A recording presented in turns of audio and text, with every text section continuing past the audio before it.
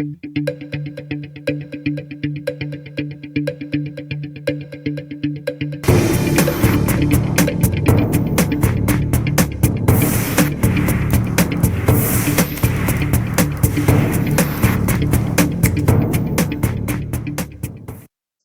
I'm going to continue here. This is based on the theories of Lloyd Harrell, otherwise known as CrimeFighter. He's speaking to Kathy Cruz, who's writing Dateline Purgatory. Here's another part of his theories that don't make any sense. As for the staging of the crime scene, he says this. Darlie walks through the proscenium. The proscenium is the arch around the stage. If Darlie had truly been acting, he says, she would have walked onto the stage by including in her story to police the items she had used in the staging of the crime scene. All the stuff that is supposedly part of the staging, she had never used them in her first dealings with police. That should have been a clue. She doesn't say, I stepped on the wine glass that the intruder knocked from the rack.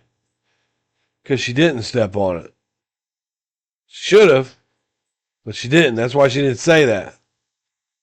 She should have had cuts on the bottom of her feet. As Darren and Darlie state that she walked back and forth to the sink 5 or 6 different times, even though we see only footprints leading away from the sink and not to them. And Darlie's statement that glass was all over the floor would indicate to me that she should have at least 1 or 2 scratches on her feet, which she didn't. And people say, why didn't they examine her feet? But they did at the hospital, and there was no cuts on it. Or we knocked the vacuum cleaner, or when we struggle, we turned the coffee table over. She didn't need to say that because you can see it. She didn't need to say that. She totally denied that they were even fighting because there was not enough, there was maximum damage on a minimal scene, according to Alan Brantley. There was minimal damage, So Alan Brantley didn't believe she was fighting. And this is part of the notes that Sandy would bring out. Well, they don't believe she was fighting. They don't believe she was fighting. Darlie changed that word from fighting, that she said on 911 call, I was fighting. You can hear her say, I was fighting. She changed that word to, I was frightening. Just like she changed her story when she saw that the sink was removed from her home to, oh, yeah, that's right, I went over there to get towels. She never says any of those things. If you talk to her and try to get her to use the stage, she doesn't. That's because that's not what happened. If you took the time to stage a crime scene, you're going to refer to the things that you used in the staging. He went out the garage. He dropped his knife. It's going to be an initial statement to the police. Never once does she walk through the proscenium.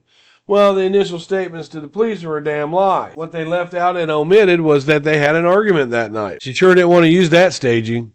They had a huge argument that night. According to my investigation, because I'm a private investigator. No, but when I spoke to Basha, she said that they had been Basha. She said that they had been fighting fiercely for about a week, to the point where when she came in that last day, that she wanted to step outside away from the fighting. And her and Helena were concerned that something was going to happen. So they left that completely out. What's it going to look like in your first initial police reports to police officers and investigators if, on a double murder with 2 children in the home, wife sleeping on the couch, wedding ring on the counter, that we got in a fight, a verbal disagreement, and my wife asked me for a separation. And then an hour later, your kids come up missing. She sure didn't use that. She didn't tell the truth. And neither did Darren. Carol acknowledges that Routier spoke about some of the items that were allegedly used in the staging when she testified at trial, but said her remarks were in response to questions that were posed to her about the items. The PI explains that when a perpetrator attempts to stage a crime scene, he or she typically refers to items on the staging in their first comments to law enforcement. He went out the garage. He went out the garage. The cut in the screen was part of the staging. He went out the garage. She pointed to that she led the officer immediately. He went out the garage. And then the knife that was used to kill the boys. He dropped his knife. So she did use it. Even in a call to 911. Who would do this? Who would do this? I was sleeping. Some man came in here. They broke in. We got to find out who did this. That's her subtle staging. The whole idea of the 911 call, all the way through it, she's establishing an alibi. And I'm just an Ohio hick with a criminal record. And I can see clearly through that.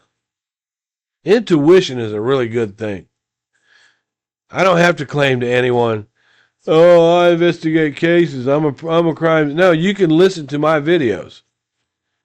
And I don't even study for these. If I see something, I put it out raw. Like I'm going through this today and I'm giving my opinion on this today, but I'm not writing it down. I'm not going over it. I'm giving it to you as I see it. I don't have this book.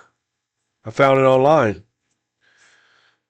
I know that Kathy Cruz is a friend of the family, and so I don't give her book much credit. They immediately refer to props used in the staging in an attempt to convince officers that their story at the outset.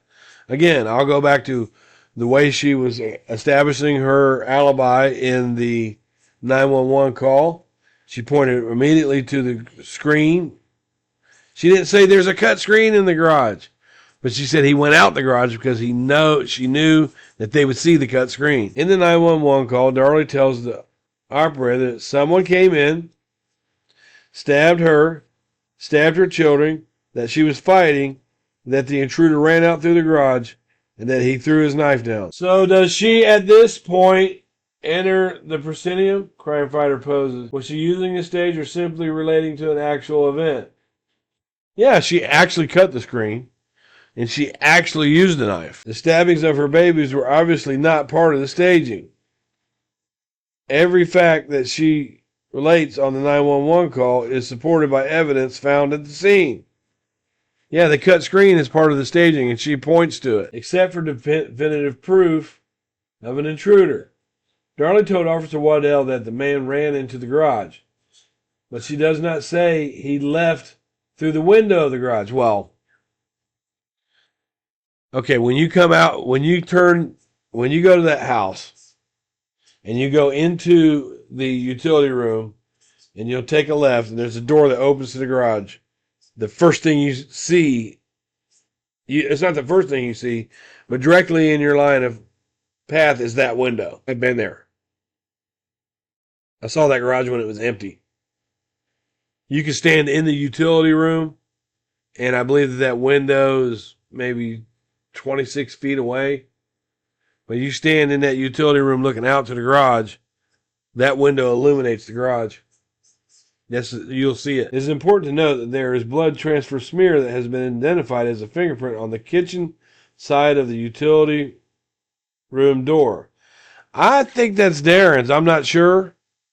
If anybody knows what that is, or if anybody has more knowledge on that than I do right now at this point, without having to go back and look, please comment below. The fingerprint has not been identified.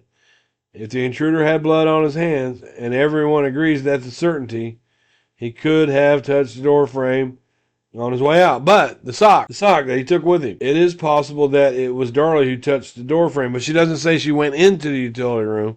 Matter of fact, she says that she picked his knife up, which was in front of the utility room door, and then she turned and put it on the counter. We know that she was there from the drops of blood found there. It's in front of it.